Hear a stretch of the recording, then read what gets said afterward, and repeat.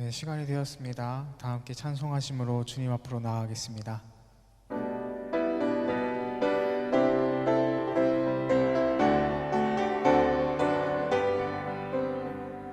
갈 길을 밝히 보이시니 주 앞에 빨리 나갑시다. 우리를 찾는 구주 예수 곧 오라 하시네. 갈 길을 밝히 보이시니 주 앞에 빨리 나갑시다. 우리를 찾는 구주 예수 곧 오라 하시네. 죄악 벗은 우리 영혼은 기뻐 뛰며 주를 보겠네. 하늘에 계신 주 예수를 영원히 섬기리. 우리를 오라 하시는 말 기쁘게 듣고 순종하세. 구주를 믿기 지체 말고 속속히 나가세. 죄악 벗은 우리 영혼은 기뻐 뛰며 주를 보겠네. 하늘에 계신 주 예수를 영원히 섬기리. 죄악 벗은 우리 영혼은 기뻐 뛰며 주를 보겠네. 하늘에 계신 주 예수를 영원히 섬기리. 주 오늘 여기 계시오니 다 와서 주의 말씀 듣세. 듣기도 하며 생각하니 참 진리시로다. 죄악 벗은 우리 영혼은 기뻐 뛰며 주를 보겠네. 하늘에 계신 주 예수를 영원히 섬기리. 죄악 벗은 우리 영혼은 기뻐 뛰며 주를 보겠네. 하늘에 계신 주 예수를 영원히 섬기리. 죄악 벗은 우리 영혼은 기뻐 뛰며 주를 보겠네. 하늘에 계신 주 예수를 영원히 섬기리.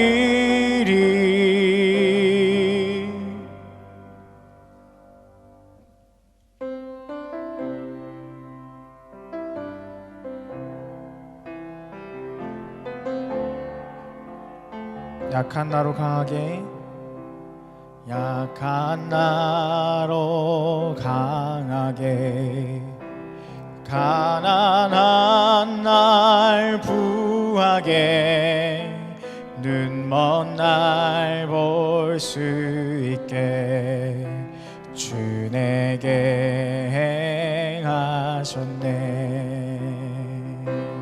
내가 건너야 할까? 거기서 내 죄 씻겼네. 이제 주의 사랑이 나를 향해 흐르네. 호산나 호산나 죽임 당한 어린 양. 호산나 호산나 예수 다시 호산나 호산나 호산나 죽임 당한 어린 양. 호산나 호산나 예수 다시 사 사셨네. 깊은 강에서 주가 나를 일으키셨도다. 구원의 노래 부르리. 예수 자유주 호산나 호산나 호산나. 죽임당한 어린 양 호산나 호산나. 예수 다시 호산나 호산나 호산나. 죽임당한 어린 양 호산나 호산나. 예수 다시 사셨네. 호산나 호산나. 죽임당한 어린 양 호산나 호산나. 예수 다시 사셨네.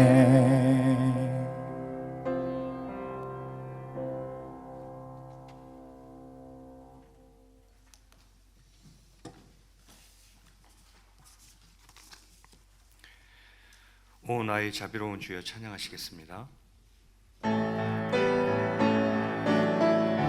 오 나의 자비로운 주여 나의 몸과 영혼을 주님 은혜로 다 채워주소서.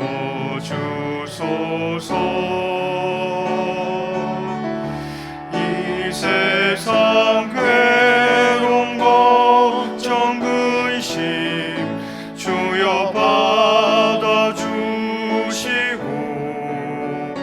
힘든 세상에서 인도하소서.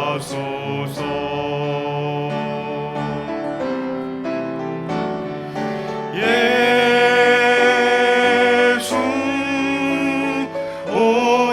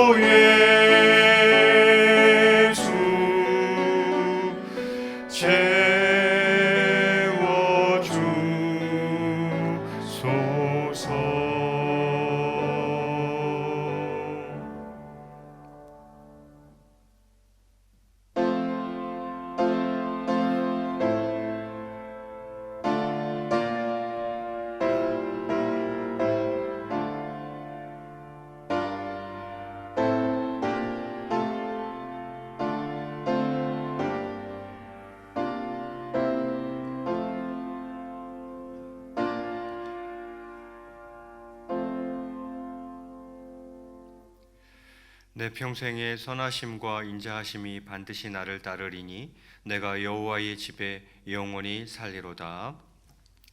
사랑과 은혜가 풍성하신 하나님 아버지, 오늘도 거룩한 주일을 변함없이 저희들 가운데 허락해 주시고 주의 성전에 나와 예배할 수 있는 복을 주시니 참으로 감사를 드립니다.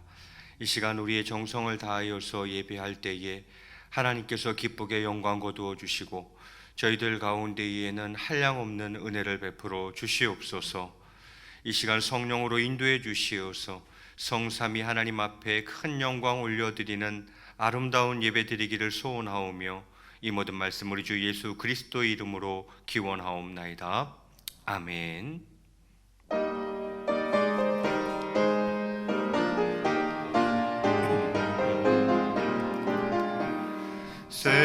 생명샘이 솟아나와 모든 성도 마시니 언제든지 흘러넘쳐 부족함이 없도다.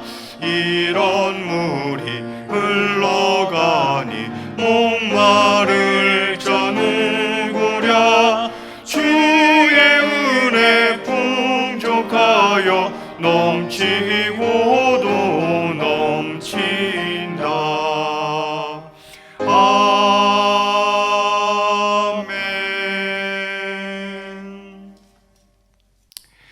여호와여, 주의 백성에게 베푸시는 은혜로 나를 기억하시며 주의 구원으로 나를 돌보사. 내가 주의 택하신 자가 형통함을 보고 주의 나라의 기쁨을 나누어 가지게 하사 주의 유산을 자랑하게 하소서. 우리가 우리의 조상들처럼 범죄하여 사악을 행하며 악을 지었나이다.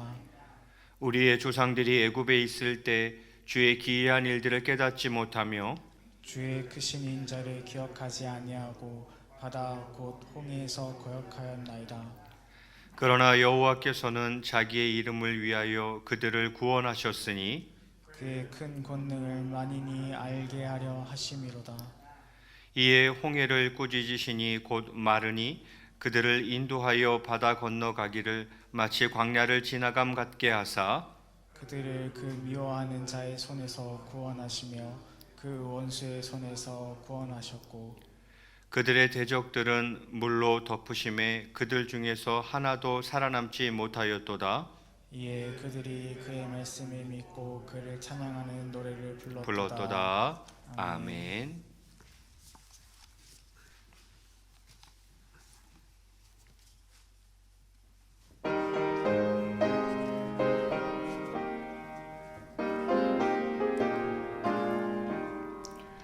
기도하는 이 시간 주께 무릎 꿇고 우리 구세주 앞에 다 나아가네. 믿음으로 나가면 주가 보살피사 크신 은혜를 주네. 거기 기쁨이 있네. 기도 시간에 복을 주시네. 고난 내 마음 속에 기쁨 충만하네. 기도하는 이 시간 주가 곁에 오사 인자하신 얼굴로 귀 기울이네. 우리 마음 비우고 주를 의지하면 크신 은혜를 주네. 거기 기쁨이 있네. 기도 시간에 복을 주시네. 고난 내 마음 속에 기쁨 충만하네. 기도하는 이 시간 주께 엎드려서 은밀하게 구할 때 곧 응답받네. 잘못된 것 아뢰면 측은히 여기사 크신 은혜를 주네. 거기 기쁨이 있네. 기도 시간에 복을 주시네. 고난 내 마음 속에 기쁨 충만하네. 기도하는 이 시간 주를 의지하고 크신 은혜 구하면 꼭 받으리라. 의지하는 마음에 근심 사라지고 크신 은혜를 주네. 거기 기쁨이 있네. 기도 시간에 복을 주시네. 고난 내 마음 속에 기쁨 기쁨 충만하네.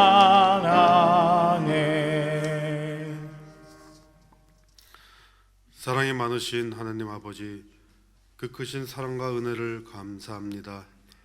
우리 주 예수 그리스도의 하나님이시요 자비의 아버지시요 모든 위로의 하나님이시오니 오늘도 모든 고난과 어려움과 아픔에 놓인 주의 자녀들 능히 위로하셔서 견고한 소망 가운데 있게 하시고 은혜와 평강이 넘치는 이 시간 이 예배 되게 하여 주시옵소서. 우리를 사랑하시되 끝까지 사랑하시며 허물과 죄로 영원히 죽을 수밖에 없던 죄인된 인생들을 살리시고 영생 구원을 허락하시니 참으로 감사합니다. 온 땅이 하나님께 즐거운 소리를 바라며 그 이름의 영광을 찬양하고 영화롭게 찬송함같이 우리도 온 맘 다해 뜻과 정성을 모아 하나님을 찬양하고 영광 돌리게 하여 주시옵소서. 사랑의 주님, 시절조차 과실을 맺게 하시고 사계절을 따라 추수의 계절인 가을을 주시오니 감사합니다. 그러나 농부들이 많은 열매로 추수의 기쁨을 누리는 계절임에도 많은 비와 태풍으로 인해 낙과되어 많이 수확하지 못하고 실망감으로 아파하는 이들도 있으니 위로하여 주시옵소서. 어떤 상황 속에서도 절망을 소망으로 바꾸시는 하나님을 향한 믿음의 시선을 거두지 않게 하여 주시옵소서. 고난 중에서도 미래를 꿈꾸며 소망을 갖게 하신 하나님을 온전히 바라보게 하여 주시옵소서. 코로나의 여파로 너무나 많은 문제들이 겹겹이 쌓여있는 저희들을 불쌍히 여기시사 약속을 믿고 나아가 기도하게 하시고 우리의 갈 길을 막는 풍랑 앞에서 두려워하지 말게 하셔서 풍랑의 주인 되시는 주님만 의지하도록 은혜를 베풀어 주시옵소서.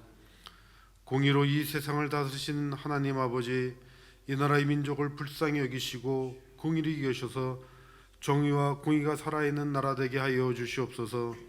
잘못되고 부조리하고 가정한 술수를 쌓는 정치인들이 공의 앞에 명명백계히 드러나 우리로 분명하게 분별할 수 있게 하시고 국민을 위해 거룩함으로 섬기는 정치인들이 바로 세워져 가도록 붙들어 주시옵소서.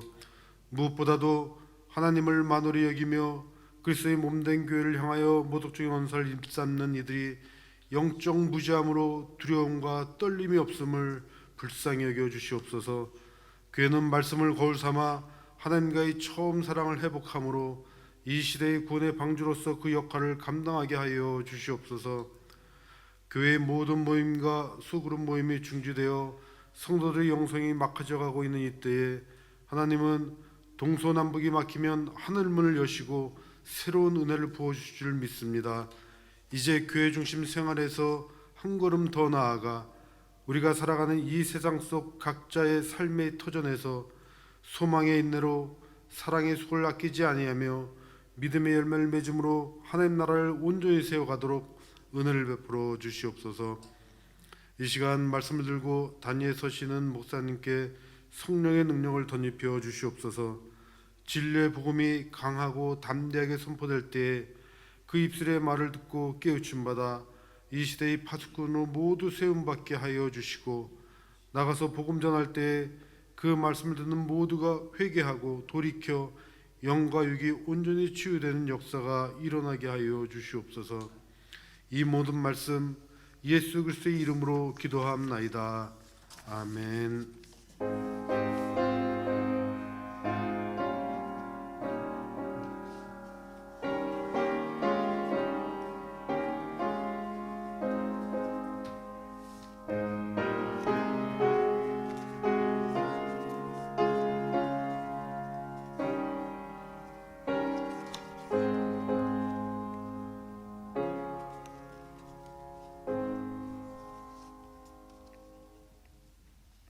교회 소식 전해드리겠습니다. 주보를 참고해 주시기 바랍니다. 코로나19 관련하여서 정부 방침에 따라서 9월 27일까지 모든 주중 예배는 가정 예배로 대체하고 다음 주 주일 예배도 영상 예배로 대체하도록 하겠습니다. 출산 소식입니다. 황병현 난미나 성도 가정 지지난주에 등남하였습니다. 황규상 이성남 집사님의 손자가 되겠습니다. 또 이규태 강정현 성도 가정 이번 주간에 등려하였습니다. 신미자 집사님의 손녀가 되겠습니다. 여러분 기억하시고 많이 축하해 주시면 감사하겠습니다. 이제 정성껏 준비하신 예물 하나님 앞에 올려 드리겠습니다.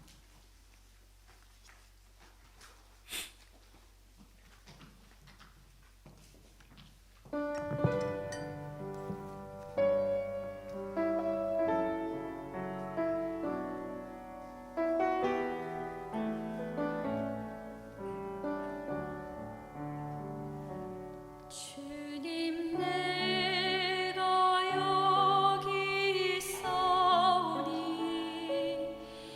나를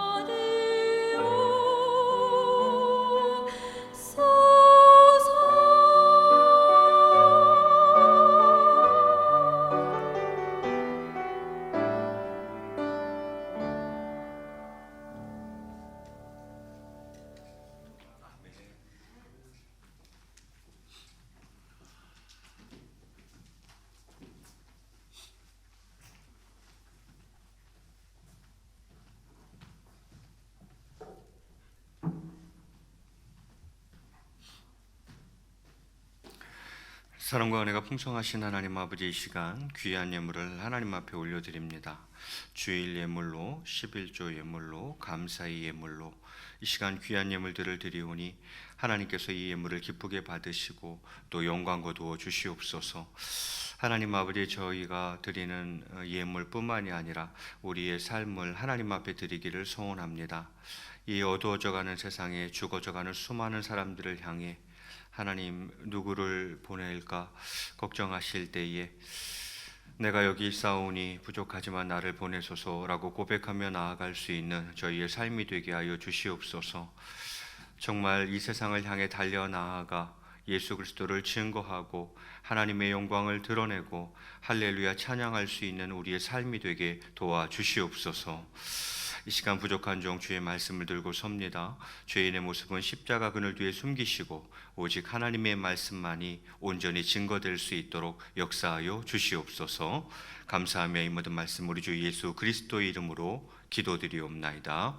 아멘.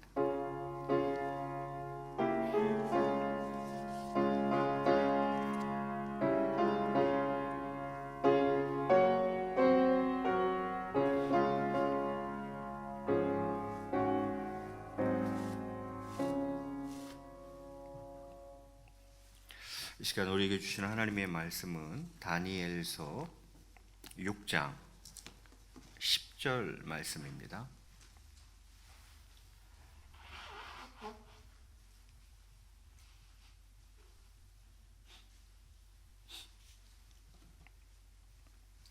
다니엘서 6장 10절 말씀. 우리 한 절 말씀이니까 다 같이 한 목소리로 봉독하겠습니다. 시작. 다니엘이 이 조서에 왕의 도장이 찍힌 것을 알고도 자기 집에 돌아가서는 윗방에 올라가 예루살렘으로 향한 창문을 열고 전에 하던 대로 하루 3번씩 무릎을 꿇고 기도하며 그의 하나님께 감사하였더라. 아멘. 할렐루야. 예, 반갑습니다. 우리 앞뒤 좌우로 한번 인사하시겠습니다. 사랑하고 축복합니다.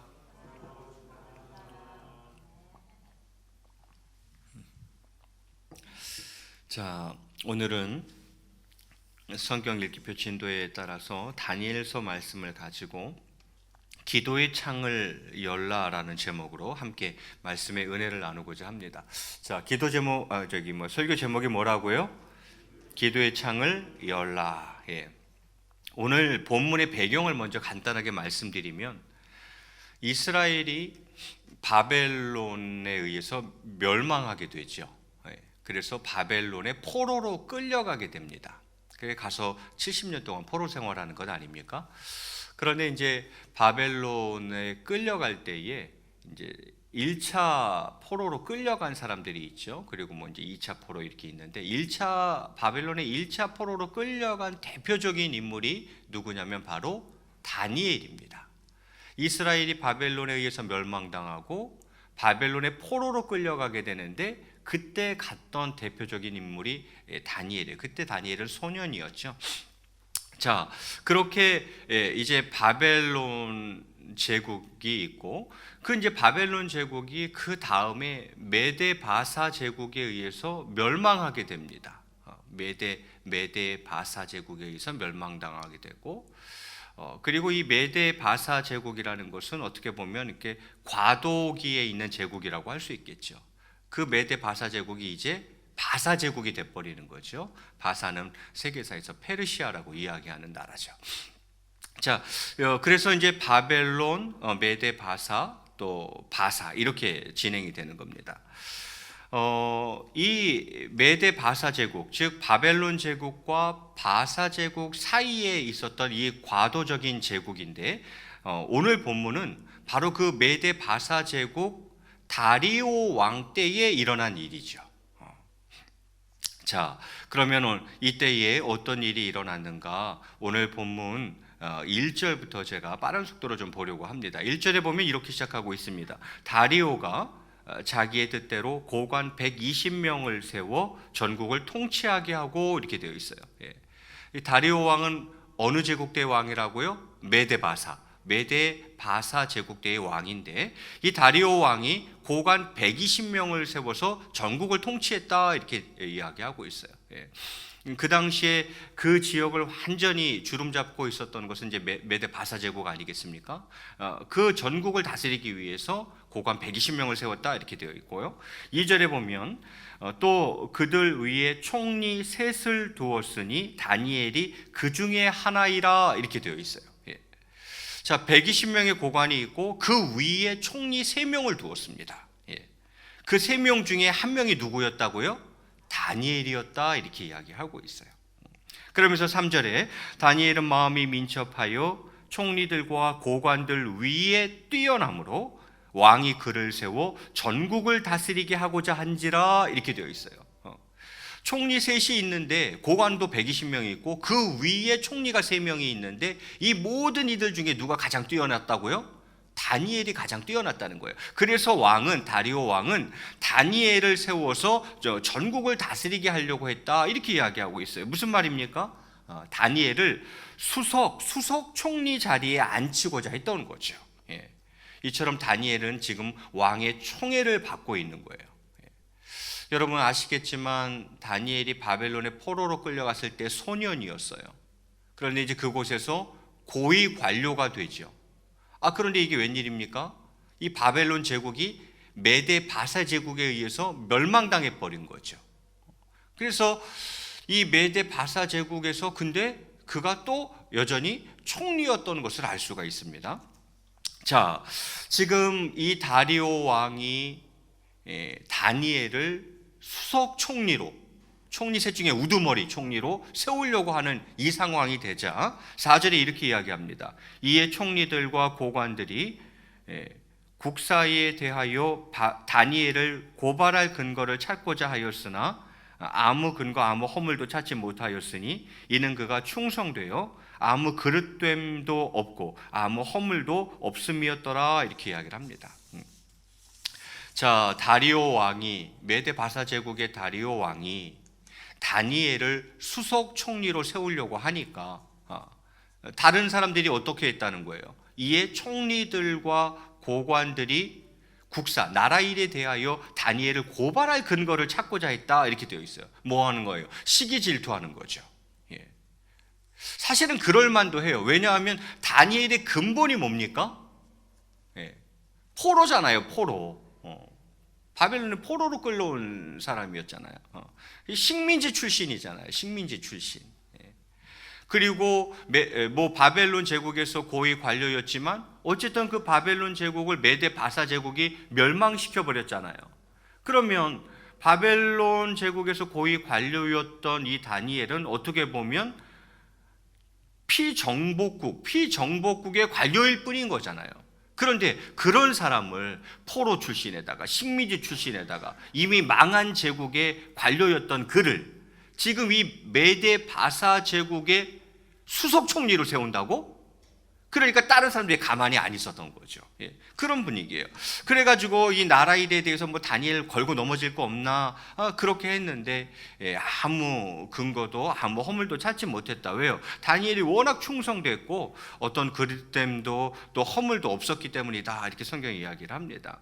그러자 그들이 이제 다니엘을 걸고 넘어질 묘안을 함정을 파는 거죠. 그게 5절부터 나와 있습니다. 5절부터 7절에 보면 이렇게 기록되어 있어요. 그들이 이르되 이 다니엘은 그 하나님의 율법에서 근거를 찾지 못하면 그를 고발할 수 없으리라. 이에 총리들과 고관들이 모여 왕에게 나아가 그에게 말하되 다리오 왕이여 만수무강하옵소서. 나라의 모든 총리와 지사와 총독과 법관과 관원이 의논하고 왕에게 한 법률을 세우며 한 금령을 정하실 것을 구하나이다. 그게 뭐예요? 왕이여 그것은 곧 이제부터 30일 동안에 누구든지 왕 외에 어떤 신에게나 사람에게 무엇을 구하면 사자굴에 던져 넣기로 한 것이니이다. 이렇게 이야기를 해요.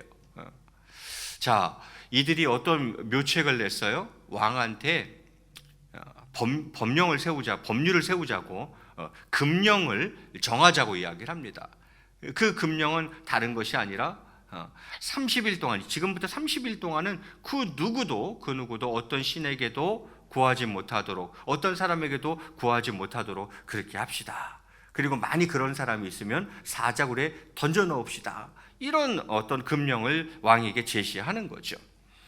그러면서 8절에 이야기하기를 그런즉 왕이여 원하건대 금령을 세우시고 그 조서에 왕의 도장을 찍어 메대와 바사에 고치지 아니하는 규례를 따라 그것을 다시 고치지 못하게 하옵소서. 또 이렇게 이야기해요. 금령을 이렇게 만들고 거기다가 어인, 왕의 도장을 꽝 찍자는 거예요. 여러분, 왕의 도장이 꽝 찍히면 그 당시 메대 바사의 규례에 따르면 도장이 꽝 찍히는 순간 어떻게 되는 것입니까?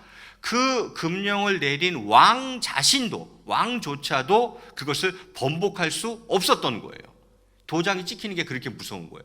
왕의 도장이 꽝 찍히면 그 금령을 내린 게 왕이지 않습니까? 그런데 그 금령을 내린 왕 자신도 그것을 번복할 수 없는 제도가 그 당시의 제도였다 이 말이죠. 그래서 나머지 그 두 명 총리와 고관들이 그렇게 이제 금령을 발표하자고, 어인을 찍어서 조서를 내리자고 얘기를 하는 거죠. 다리오 왕이 가만히 생각해 보니까 괜찮은 것 같아요. 나에게만 구하고 한 달 동안은 그 어떤 신에게도 어떤 사람에게도 구하지 못하도록 하는 거죠. 만약에 나에게 구하지 않고 다른 누군가에게 그렇게 할 때에 사자굴에 던져놓자라는 그런 금령이니까 나를 높여주는 것 같아요. 모든 백성들이 나를 바라보도록 하는 것 같아요. 그래서 다리오 왕이 어떻게 합니까? 9절에 보니까 이에 다리오 왕이 조서에 왕의 도장을 찍어 금령을 내니라 이렇게 되어 있어요. 예, 진짜로 어인을 찍어서 금령을 발표해 버립니다. 자, 상황이 이렇게 되었어요. 그 다니엘을 걸고 넘어지려고 함정을 판 거잖아요. 자, 10절에 보면 이렇게 기록하고 있습니다. 다니엘이 이 조서에 왕의 도장이 찍힌 것을 알고도 자기 집에 돌아가서는 윗방에 올라가 예루살렘으로 향한 창문을 열고 전에 하던 대로 하루에 3번씩 무릎을 꿇고 기도하며 그의 하나님께 감사하였더라 이렇게 되어 있어요. 저는 이 대목을 보면서 먼저 놀라운 것은 뭐냐면, 여러분, 조서에 왕의 도장이 찍힌 것을 모르고 그랬어요? 알면서도 그랬어요? 알고도 그랬다는 거예요. 다니엘이 그걸 알고도 그랬다는 거예요. 그것도 놀랍지만 또 하나 놀라운 건 뭐냐면, 그럼에도 불구하고 왕에게 적대자들의 사악한 음모를 고하지 않았고, 그러한 적대자들의 음모에 넘어간 왕에게 항의하지도 않았다는 사실입니다. 여러분, 지금 다리오 왕은 다니엘을 수석 총리로 세우려고 그러는 거예요. 조선시대로 따지면 영의정, 좌의정, 우의정이 있어요.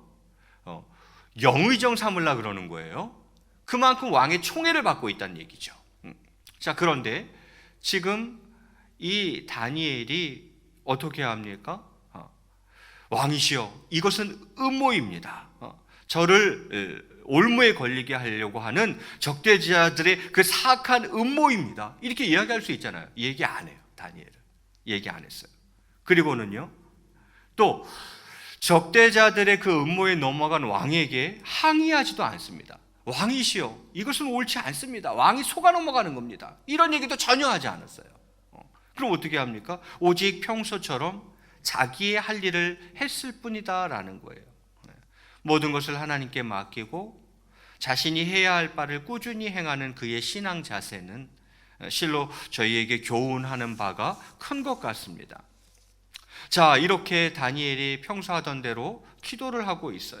그러면 안 되는데, 왕의 도장이 찍힌 조서 때문에 그렇게 하면 안 되는데, 최소한 한 달 동안만큼은 다른 신에게나 다른 사람에게 구하면 안 되는데 다니엘은 그저 하던 대로 그대로 하고 있는 거죠.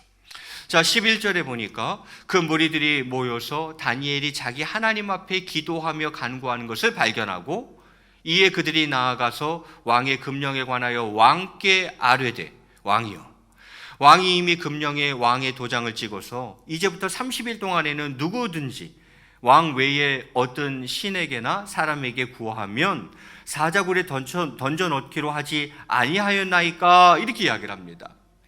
그러자 왕이 대답합니다. 뭐라고요? 이 일은 확실하니 메대와 바사에 고치지 못하는 규례니라. 또 왕은 또 이렇게 대답을 합니다. 아무것도 모르고 그들의 속셈을 전혀 눈치채지 못하고 그렇게 이야기하는 거예요. 총리 2명이랑 그 나머지 고관들이 이렇게 한 이유가 뭐예요? 변개치 못하도록, 왕이 혹시 변개하지 못하도록 한 번 더 확인하는 거죠. 확인 사살하는 거죠. 자, 그리고는 13절에 그들이 왕 앞에서 말하여 이르되 왕이여, 사로잡혀 온 유다 자손 중에 다니엘이 왕과 왕의 도장이 찍힌 금령을 존중하지 아니하고 하루 3번씩 기도하나이다, 이렇게 이야기를 하는 거죠. 이제 여러분, 그들이 왕에게 뭐라고 보고를 합니까? 왕이요, 사로잡혀 온 유다 자손 다니엘이, 이렇게 이야기해요. 여러분, 이렇게 이야기하면 안 되죠. 뭐라고 이야기해야 됩니까? 총리 다니엘이, 이렇게 이야기를 해야죠. 그는 지금 총리였잖아요. 그런데 뭐라고 표현을 하고 있어요? 사로잡혀 온 유다 자손 다니엘이, 이렇게 표현하고 있어요. 그건 무슨 말이에요? 다니엘의 근본을 왕에게 강조하고 있는 거죠. 이렇게 표현한 이유는 다니엘이 그 점령국에 반항하는 성향을 가질 수밖에 없는 식민지의 백성이라는 사실을 왕에게 강조하기 위한 거죠. 왕이시여, 정신 똑바로 차리십시오. 지금 다니엘은 포로 출신이고 식민지 출신이고 우리가 정복한 나라의 관료입니다. 피정복국의 관료일 뿐이에요. 그 사람을 지금 영의정 자리에 앉히겠다고요? 왕이여, 정신 차리십시오, 이 말인 거죠. 그래서 다니엘을 총리 다니엘이 기도했습니다, 이렇게 보고하지 않고 사로잡혀 온 유다 자손 다니엘이, 이런 표현을 쓰고 있는 거죠.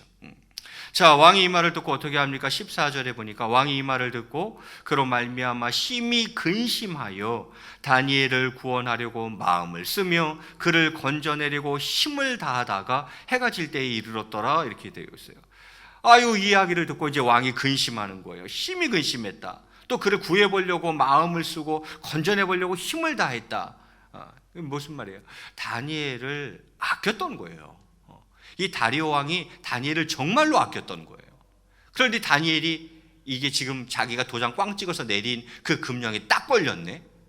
그러니까 지금 이 다리오 왕이 큰 근심에 빠지게 되는 거죠. 어떻게든 구해보려고 하는데 15절 말씀에도 그 무리들이 또 모여 왕에게 나와서 왕께 말하되 왕이여, 메대와 바사의 규례를 아시거니와 왕께서 세우신 금령과 법도는 고치지 못할 것이니이다, 이렇게 딱 또 얘기해요. 그 무리들이 또 모여 왕에게 나와서 왕에게 또 말을 했다. 무슨 말입니까? 형 집행을 촉구하는 거죠. 독촉하는 거예요. 사자굴에 던지십시오. 왜요? 메대와 바사의 규례 아시지 않습니까? 어인이 찍힌 조서, 그 금령은 변기할 수 없습니다. 고칠 수 없습니다. 왕이라도 고칠 수 없습니다. 그러니 그 내린 조서에 따라서, 그 세우신 금령에 따라서 다니엘을 어떻게 하라는 거예요? 사자굴에 던져 넣으라는 거예요. 그 형을 집행하라는 거예요. 그걸 막 독촉하고 있는 거죠. 그러니 왕도 어쩔 수 없어요. 16절에 보니까 이에 왕이 명령하매 다니엘을 끌어다가 사자굴에 던져 넣는지라. 왕이 다니엘에게 이르되 내가 항상 섬기는 너희 하나님이 너를 구원하시리라 하니라, 이렇게 되어 있습니다. 왕이 명령합니다. 그러자 정말 다니엘을 끌어다가 사자굴에 던져 넣습니다. 그러면서 왕이 다니엘에게 뭐라 그래요? 네가 항상 섬기는 너의 하나님이 너를 구원하시리라, 이런 말을 해요. 이건 어쩌면 그 온전한 신앙은 아닐지라도 막연하게나마 다니엘의 하나님, 그 여호와에 대한 어떤 경외심을 가지고 있었던 것으로 보입니다. 온전하진 않지만. 아니면 또는 그 다니엘의 하나님 여호와가 다니엘을 구원할 수 있으면 좋겠다는 막연한 소망을 담은 위로의 말인 것이죠. 다니엘을 위로하는 거예요. 다니엘아, 어떻게 하면 좋냐? 너의 하나님이 너를 구원하시겠으면 좋겠다, 뭐 이렇게 이야기를 하는 거죠. 그리고는 궁으로 돌아와서 18절에 보니까 왕이 궁에 돌아가서는 밤이 새도록 금식하고 그 앞에 오락을 그치고 잠자기를 마다하니라, 이렇게 되어 있어요. 너무 너무 속상해서 그렇겠죠. 그러니까 자신의 그 경솔한 행동이 다니엘을 죽음에 이르게 했다는 그 자책감과 또 다니엘을 잃을 것에 대한 그 슬픔 때문이겠죠. 그래서 먹지도 않고 왕이 모든 오락을 다 그치게 하고 잠도 못 자고 막 이러고 있는 거죠. 그 다음 날이 되었습니다. 19절에 보니까 이 이튿날에 왕이 새벽에 일어나 급히 사자굴로 가서 이렇게 되어 있어요.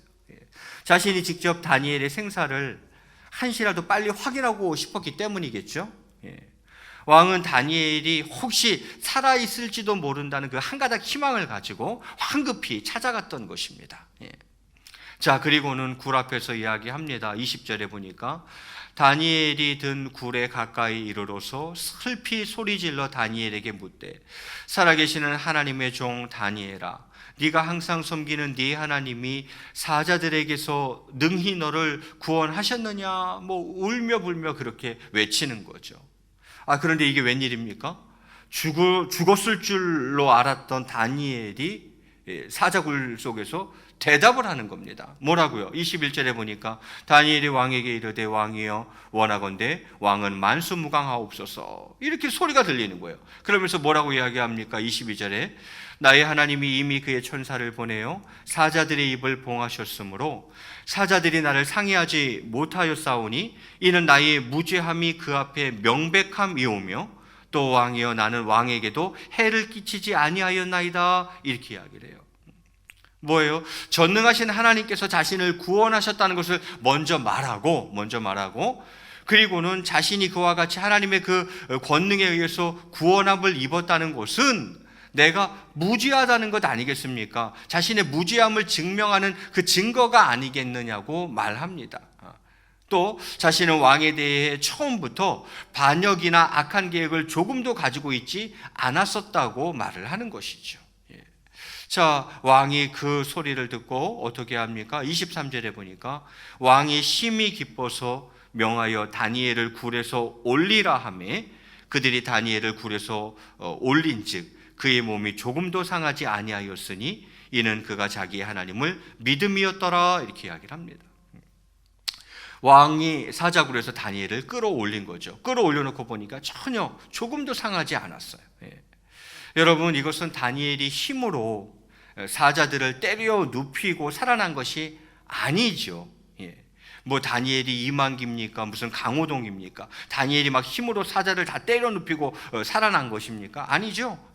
전적으로 초자연적인 하나님의 능력에 의해서 사자들로부터 구원받은 것입니다. 왜냐하면 그 당시 다니엘의 나이는 약 80세 정도였기 때문입니다. 자, 그리고는 굴에서 다니엘을 끌어올리고 왕은 이어 이렇게 또 명령합니다. 24절에 보니까 왕이 말하여 다니엘을 참소한 사람들을 끌어오게 하고 그들의 처자들과 함께 사자굴에 던져넣게 하였더니 그들이 굴 바닥에 닿기도 전에 사자들이 곧 그들을 움켜서 그 뼈까지도 부서뜨렸더라, 이렇게 이야기해요. 오히려 참소한 자들이 사자굴에 던져지고 그들이 사자밥이 되어버렸다, 이 말이죠. 그리고는 다리오 왕이 이렇게 이야기를 합니다. 25절 상반절에 보니까 이에 다리오 왕이 온 땅에 있는 모든 백성과 나라들과 언어가 다른 모든 사람에게 조서를 내려 이르되, 다시 조서를 내리는 거예요. 전 제국의 모든 나라 모든 백성에게 조서를 내리는 거죠. 그 내용은 이렇습니다. 26절과 27절에 보니까 내가 이제 조서를 내리노라. 내 나라 관할 아래에 있는 사람들은 다 다니엘의 하나님 앞에서 떨며 두려워할지니, 이렇게 이야기를 해요. 모두가 그렇게 하라는 거예요. 다니엘의 하나님 앞에서 떨며 두려워하라. 이 제국 안에 있는 모든 백성들은 그렇게 하라는 거죠. 그는 살아계시는 하나님이시요 영원히 변하지 않으실 이시며 그의 나라는 멸망하지 아니할 것이요. 이게 지금 다니엘이 고백하는 게 아니에요. 다리오 왕이 고백하는 거예요. 그는 살아계시는 하나님이시요 영원히 변하지 않으실 이시며 그의 나라는 멸망하지 아니할 것이요 그의 권세는 무궁할 것이며 그는 구원도 하시며 건져내기도 하시며 하늘에서든지 땅에서든지 이적과 기사를 행하시는 이로써 다니엘을 구원하여 사자의 입에서 벗어나게 하셨음이라 하였더라 이렇게 되어 있어요. 다리오 왕이 이런 조서를 내립니다. 그러면서 28절에 이렇게 마무리되고 있어요. 이 다니엘이 다리오 왕의 시대와 바사 사람 고레스 왕의 시대에 형통하였더라 이렇게 이야기를 합니다. 여러분, 한 나라가 멸망할 경우에 그 나라의 주요 인물들은 모두 죽임을 당하는 것이 상례였던 당시에, 그렇지 않습니까? 나라가 망했어요. 그럼 그 나라의 주요 인물들은 다 어떻게 돼요? 숙청되는 거죠. 그게 상례였다 이 말이에요. 그랬던 당시에 지금 다니엘이 바벨론 제국과 메데 바사 제국과 이어 등장하는 바사 제국을 거치며 계속해서 고위직을 유지할 수 있었던 것은 정말 경이로운 일입니다. 여러분, 나라가 3번 바뀌었어요. 바벨론 제국에서 메데 바사 제국으로, 메데 바사 제국에서 바사 제국으로. 나라가 3번 바뀌었고 또 왕이 4번 바뀌었어요. 바벨론 때에 누구였습니까? 느부갓네살 왕, 그리고 벨사살 왕, 그리고 지금 메데 바사 제국 때에는 누가 왕입니까? 다리오 왕. 그리고 그 다음에 등장하는 바사 제국 때에는 누가 왕입니까? 고레스 왕. 왕도 4번이 바뀌었어요. 그런데 그는 여전히 바로 왕 다음 자리라는 거죠. 제국의 2인자 자리를 계속 차지하고 있다는, 이거는 굉장히 경이로운 일입니다. 여러분, 우리 사랑하는 성도 여러분, 꼭 기억하시기 바랍니다. 세상을 움직일 수 있는 그리스도인은 세상이 자기를 움직이도록 허용치 않는 그리스도인인 것입니다. 세상을 움직일 수 있는 그리스도인은 세상이 자기를 움직이도록 허용하지 않는 그리스도인이다라는 것입니다. 바로 다니엘이 그런 사람이었던 거죠. 저는 오늘 본문 가운데 특별히 그 다니엘의 기도 대목을 조금만 더 보았으면 좋겠습니다. 오늘 본문이죠. 10절 말씀 우리 한 번만 더 이어서 읽도록 하겠습니다. 시작. 다니엘이 이 조서에 자기 집에 돌아가서는 윗방에 올라가 예루살렘으로 향한 창문을 열고 전에 하던 대로 하루 3번씩 무릎을 꿇고 기도하며 그의 하나님께 감사하였더라.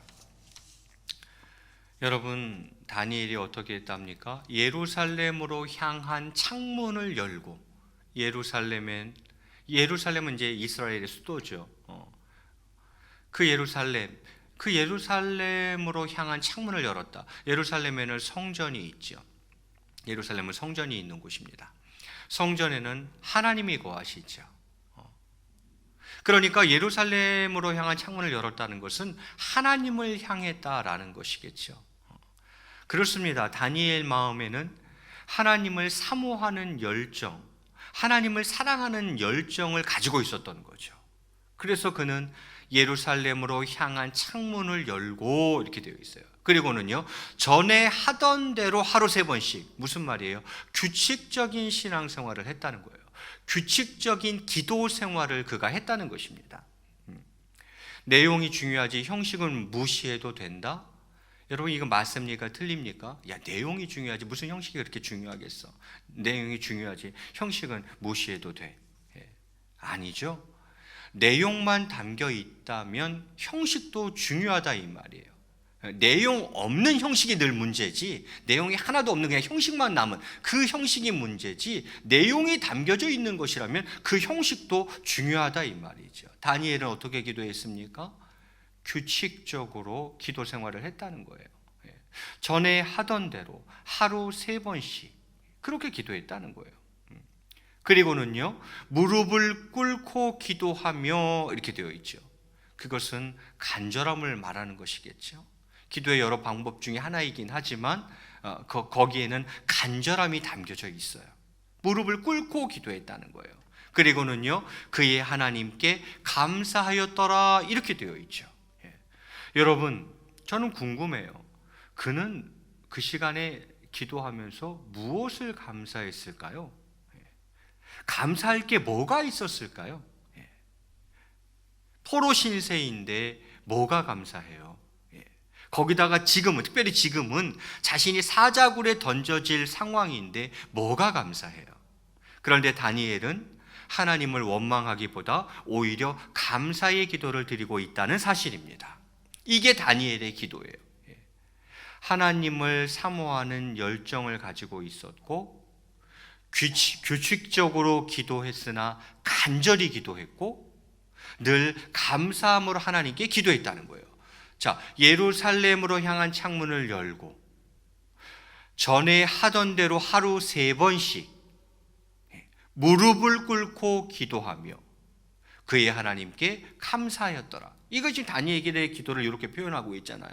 그 말은 하나님을 사모하는, 하나님을 정말 사랑하는 그 열정이 그에게 있었던 거죠. 그것을 가지고 기도했어요. 그리고 규칙적으로 기도했어요. 근데 막 규칙적으로 기도하면 뭐 대충 형식적으로 기도해? 아니요. 규칙적으로 기도했으나 무릎 꿇고 진짜 간절히 기도했고, 그리고 늘 감사함으로, 원망이 아니라 감사함으로 하나님께 기도했다. 이것이 바로 다니엘의 기도였습니다. 여러분, 이제 말씀을 맺을까 합니다. 코로나19를 통해서 신앙적으로 깨닫게 된 것들이 있습니다. 신앙적으로 깨닫게 된 것들. 코로나19를 지금 겪으면서 깨닫게 된 것들은 이런 것들입니다. 예배당, 교회당의 중요성이죠. 건물로서의 교회도 중요하구나. 함께 모여 예배 드릴 수 있는 처소가 있다는 게 굉장히 중요하구나. 정말 어쩌면 이 예배당, 교회당도 성전이구나. 그런 생각을 많이 하게 되어집니다. 예배당, 교회당 의 중요성을 많이 깨닫게 되어지고, 또 예배의 소중함도 깨닫게 되어집니다. 참 예배가 소중했던 것이구나 하는 것들을 많이 깨닫게 되고요. 또 공동체, 이 공동체가 아무것도 아닌 것 같은데 이 공동체가 굉장히 중요하구나. 그리고 그 공동체 안에 지체 간에 서로 나누는 교제, 그 영적 교제, 이 영적 교제가 굉장히 중요한 거였구나. 이런 것을 많이 깨닫게 됩니다. 예배당, 교회당의 중요성, 예배의 소중함, 공동체의 소중함, 영적 교제의 소중함, 이런 것들을 많이 깨닫게 되더라고요. 그러면서 또 내 신앙의 민낯을 보게 되더라고요. 교회 안 가니 신앙이 참 나태해지는구나. 이게 교회를 안 가니까 나도 모르게 내 신앙이라는 것이 참 나태해지는구나. 또 한두 번 안 가다 보니까 편한 면도 좀 있네, 이런 생각이 드는 거죠. 그러면서 내 신앙이 이것밖에 안 됐나? 교회 못 나간다고 내 신앙이 이렇게 무너지나? 내 믿음 생활이 이렇게 무너지나? 내 신앙이 결국 이것밖에 안 됐나 하는 내 신앙의 민낯을 보게 되더라라는 거죠. 여러분은 어떠십니까? 오늘 권사님이, 목사님 참 제 신앙의 민낯을 요즘 보고 있는 것 같아요, 그런 표현을 쓰시더라고요. 중직자 여러분들은 어떻게 교회는 못 오지만 개인적으로 신앙을 잘 유지하고 계십니까? 우리 성도님들은 어떠십니까? 우리 훈련 받으신 분들은 어떠십니까? 날마다 기도하고 큐티하며 개인적인 신앙을 잘 유지해 가고 계십니까? 이 코로나19라는 이 시간들을 보내면서 내 신앙이라는 게, 내 믿음이라는 게 결국 이것밖에 안 됐나 하는 그런 내 신앙의 민낯 또한 보게 되는 것 같습니다. 저희는 지금 다니엘처럼 성전에 갈 수도, 교회에 갈 수도, 또 교회에서 예배할 수도, 기도할 수도 없습니다. 다니엘도 그랬죠. 이스라엘 갈 수가 없어요. 예루살렘에 있는 성전에 갈 수가 없어요. 그러나 예루살렘으로 향한 창문을 열고 기도했던 다니엘처럼 용두동 동원교회를 향한 창문을 열고 기도하시기 바랍니다. 나침반 가지고 하시든지 용두동 동원교회가 어디쯤에 있나, 그곳을 향한 창을 열고 기도할 수 있기를 바라겠습니다. 진짜로 그렇게 해도 좋고요. 그렇게 할 수 없다면 여러분의 마음의 창을, 용두동 동원교회를 향해서 여러분의 마음의 창을 열고 기도하실 수 있기를 바라겠습니다. 기도하되 다니엘처럼 하나님을 사모하는, 사랑하는 열정을 가지고 규칙적으로 간절히 늘 감사함으로 기도하는 저와 여러분이 다 되시기를 주님의 이름으로 간절히 축원을 드리겠습니다. 우리 앞뒤자로 한번 이렇게 인사하시겠습니다. 용두동에 있는 동원교회를 향해 기도의 창을 활짝 엽시다.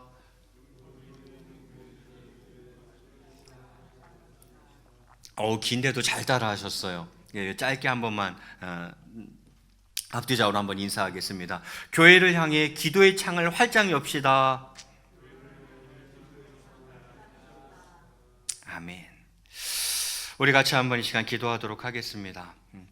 오늘 말씀 가운데 다니엘의 그 사자굴에 던져진 사건을 오늘 중점적으로 보았습니다.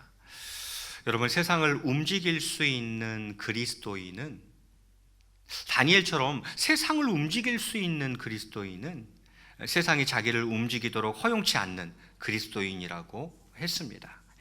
먼저 이 시간 기도할 때에 하나님 아버지, 그런 그리스도인이 되게 하옵소서 여러분 기도하시고, 두 번째로 기도할 때에 안타깝습니다. 지금 시대가 성전에 갈 수도, 교회에 갈 수도 없고, 교회에서 예배할 수도, 기도할 수도 없습니다. 그러나 우리가 정말 다니엘처럼 용두동에 있는 동원교회, 그곳을 향한 창을 열고 정말 하나님을 향해서, 하나님을 사모하고 사랑하는 열정을 가지고 하루에 3번 규칙적으로, 형식적으로 기도하는 게 아니라 정말 무릎을 꿇고 간절함으로, 원망을 토해넣는 것이 아니라 이 어려운 상황 가운데에 있지만 감사함으로 기도할 수 있는 기도의 사람 되게 하옵소서. 우리가 같이 한번 주님을 한번 크게 부르시고 한 1, 2분간 합심으로 기도하겠습니다.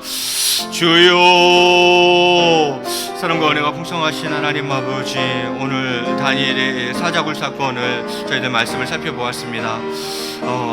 다니엘은 나라가 3번 바뀌고 왕이 4번 바뀜에도 불구하고 여전히 총리로서 하나님 어리 세상에 영향력을 끼치는 삶을 살았습니다.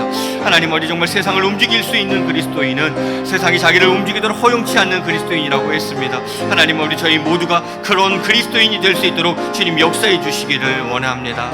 하나님 아버지, 코로나19로 말미암아 저희들 참으로 영적으로 안타까운 시대를 살아가고 있습니다. 정말 성전으로 달려나아갈 수 없고, 하나님 아버지 교회에서 예배할 수도 기도할 수도 없는 이런 상황 속에서 하나님 아버지 저희들도 다니엘처럼 하나님 아버지 정말 예루살렘으로 향한 창문을 열고 기도했던 그 다니엘처럼 하나님 아버지 교회를 향한 창문을 열고 기도할 수 있는 저희들 되게 하여 주시옵소서. 하나님을 사모하고 사랑하는 열정을 가지고 정말 하루에 3번씩 규칙적으로 기도하되 형식적으로 기도하는 것이 아니라 정말 무릎을 꿇고 간절함으로 기도할 수 있는 저희들 되게 하시고, 이 어려운 때에 하나님을 원망하는 기도가 아니라 하나님 아버지 정말 감사함으로 하나님께 아뢰일 수 있는 저희들 되게 도와주시기를 원합니다. 하나님 아버지, 하나님께서는 기도의 사람 다니엘을 사용하시어서 당신의 구속사를 이루어 가셨습니다. 하나님 아버지 정말 저희들이 기도함으로 나아갈 때에 하나님께서 저희들을 사용하시며 저희들을 형통케 하시는 은혜를 베풀어 주실 줄로 믿습니다. 하나님 아버지 정말 그 은혜를 누리며 살아갈 수 있는 저희 모두가 되게 도와주시고 역사하여 주시옵소서. 하나님 아버지 다시 한번 오늘 말씀을 가슴속 깊이 새기며 하나님 아버지 정말 다니엘처럼 믿음으로 승리할 수 있도록 주님 꼭 은혜를 베풀어 주시기를 원합니다. 하나님 아버지 역사하여 주시옵소서, 인도하여 주시옵소서, 은혜를 베풀어 주시옵소서. 하나님께서 함께해 주실 줄 믿습니다. 하나님 아버지 도와주시옵소서, 인도하여 주시옵소서. 사랑과 은혜가 풍성하신 하나님 아버지, 오늘 다니엘의 모습을 보면서 저희들 또한 용두동에 있는 동원교회, 그곳을 향한 창을 활짝 열고 하나님 아버지의 간절함으로 기도할 수 있는 기도의 사람들 되게 하여 주시옵소서. 감사하며 이 모든 말씀 우리 주 예수 그리스도의 이름으로 간절히 기도드리옵나이다. 아멘. 다 함께 일어나셔서 찬송가 336장 336장 찬양하시겠습니다.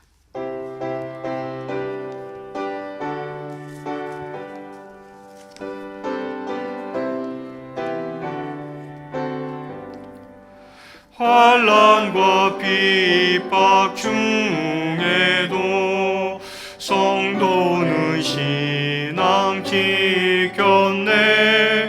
이 신앙 생각할 때에 기쁨이 충만하도다. 성도의 신앙 따라서 죽도록 충성하겠네.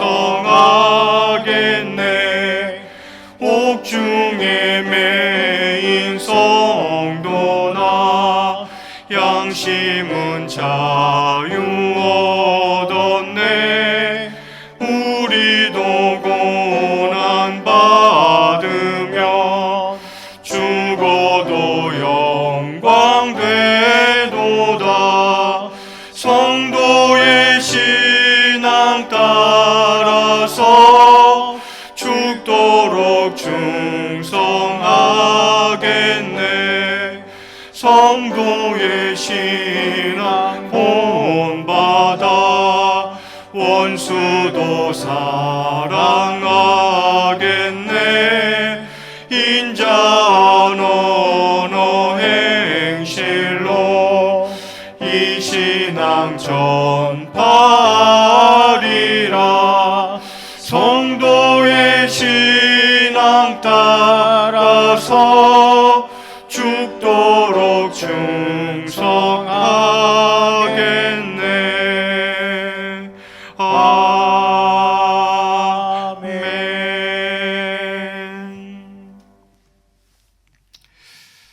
이제는 우리 주 예수 그리스도의 놀라우신 은혜와 성부 하나님의 극진하신 사랑과 성령님의 교통하심과 감화 감동 위로 충만하신 은혜가 오늘 말씀을 통하여서 정말 다니엘처럼 기도의 창을 활짝 열기로 이 시간 마음속에 굳게 결단하는 사랑하는 성도님들 심령위에와 동원교회 위에 이제로부터 영원토록 함께 계실지어다.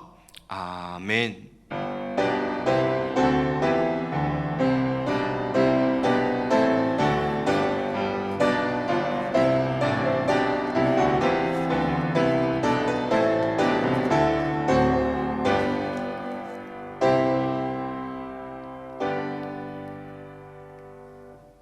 예수의 이름으로 찬양하시겠습니다.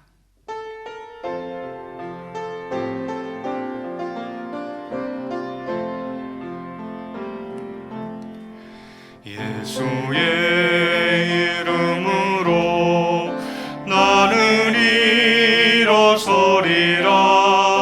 주가 주신 능력으로 나는 일어서리라. 원수가 날 향해 와도 쓰러지지 않으리. 주가 주신 능력으로 주가 주신 능력으로 주가 주신 능력으로 일어서리. 예수의 이름으로 예수의 이름으로 나는 일어서리라. 주가 주신 능력으로 나는 일어서리라. 원수가 날 향해 와도 쓰러지지 않으리. 주가 주신 능력으로 주가 주신 능력으로 주가 주신 능력으로 일어서리. 이것으로 2020년 9월 20일 주일 예배를 모두 폐하겠습니다.